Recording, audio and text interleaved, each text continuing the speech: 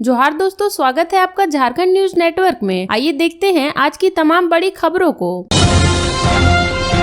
SNMMCH में मरीज की मौत के बाद इमरजेंसी में हंगामा। एसएनएमएमसीएच में शुक्रवार को इलाज के दौरान मरीज झरिया के नई दुनिया 4 नंबर निवासी प्रवीण कुमार आखरे की मौत के बाद परिजनों ने हंगामा किया। परिजन चिकित्सक व स्वास्थ्य कर्मियों पर इलाज में लापरवाही बरतने का आरोप लगा रहे थे। लगभग 1 घंटे तक एसएनएमएमसीएच के एसआईसीयू में हंगामा चलता रहा। बाद में वहां तैनात होमगार्ड ने परिजनों को समझा बुझाकर शांत कराया। इसके बाद परिजन शव को लेकर चले गए। परिजनों ने बताया कि लगभग 1 माह पूर्व प्रवीण कुमार सड़क दुर्घटना में गंभीर रूप से घायल हो गए थे। उन्हें एसएनएमएमसीएच के ऑर्थो विभाग में भर्ती कराया गया था। इस हादसे में उनका दाहिना पैर चोटिल हुआ था। अधिक शुगर व अन्य समस्याओं के कारण उस समय उनका ऑपरेशन नहीं हो पाया था। 3 दिन पूर्व सभी कुछ सामान्य होने पर आयुष्मान भारत योजना के तहत उसके दाहिने पैर का ऑपरेशन हुआ था। इसके बाद शुक्रवार को ही सुबह उसकी तबीयत बिगड़ने पर एसआईसीयू में शिफ्ट किया गया था, जहां दोपहर में उसकी मौत हो गई।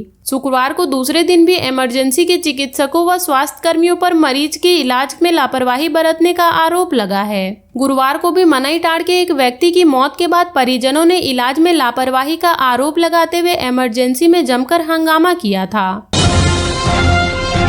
सीजीएल परीक्षा को लेकर ट्रेनों से आने वाले परीक्षार्थी होटल लॉज में ठहरने वाले सभी पर रखी जा रही है विशेष नजर। जेएसएससी सीजीएल परीक्षा 2023 को कदाचार मुक्त, शांतिपूर्ण, स्वतंत्र और निष्पक्ष संपन्न कराने के लिए एसएसपी हरदीप जनार्दनन ने विशेष गाइडलाइन जारी की है। इसके तहत जिला में बाहर से आने वाले परीक्षार्थियों के आवासन स्थल तथा hotel, lodge, resort, guest house इत्यादि पर कड़ी नजर रखी जा रही है एवं उन स्थानों पर लगातार चेकिंग का निर्देश दिया गया है ताकि अवांछित तत्वों के जमावड़े को रोका जा सके।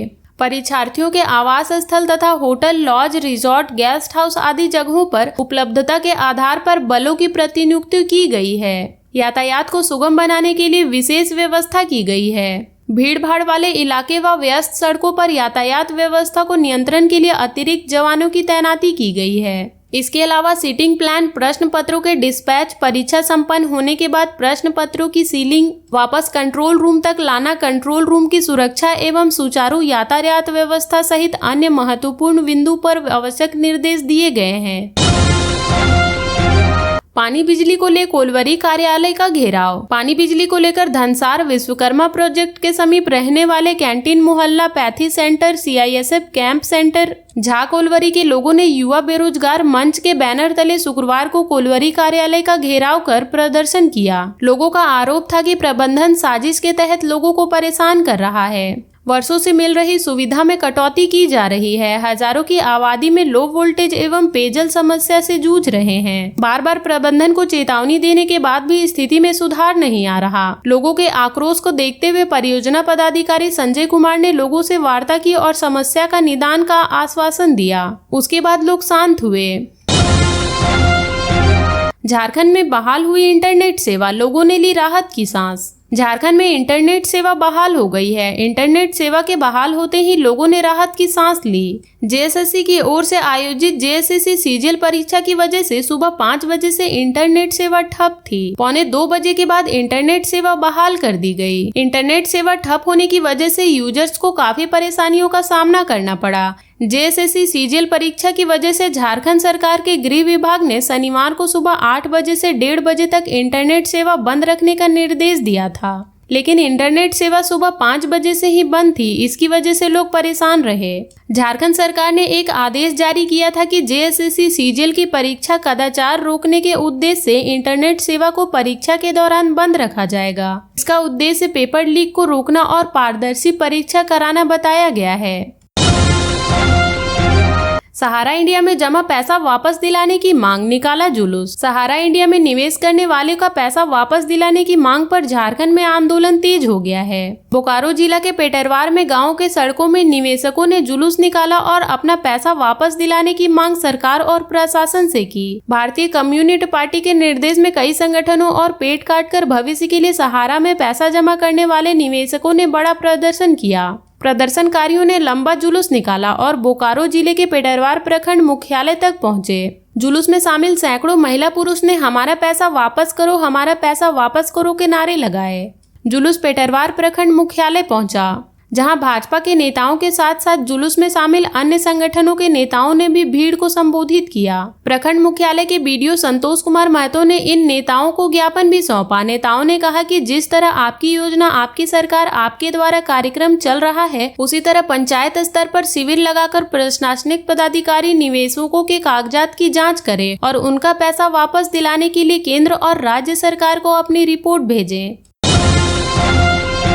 दफनाया गया सीआर का शव, अभी भी दहशत में है ग्रामीण। बरवाडा थाना क्षेत्र के कुर्मीडीह, बड़ा पिछरी व कोरियाटाड़ में सीआर के आतंक से गांव में भय का माहौल है। शाम होते ही गांव में सन्नाटा पसर जाता है। बच्चे सीआर के डर से स्कूल नहीं जाना चाह रहे। बड़ा पिछड़ी गांव में मारे गए सीआर के शव को वन विभाग के कर्मियों ने ग्रामीणों के साथ मिलकर सादाबोद गांव में खाली जगह देखकर दफना दिया है। सीआर का झुंड गांव में आते ही ग्रामीण सीआर को आने की सूचना फोन कर एक दूसरे के गांव के ग्रामीणों को देते हैं। हो हल्ला करने लगते हैं। गांव के युवा रात में पहरा दे रहे हैं। इसे आगे भी जारी रखने का निर्णय लिया गया है।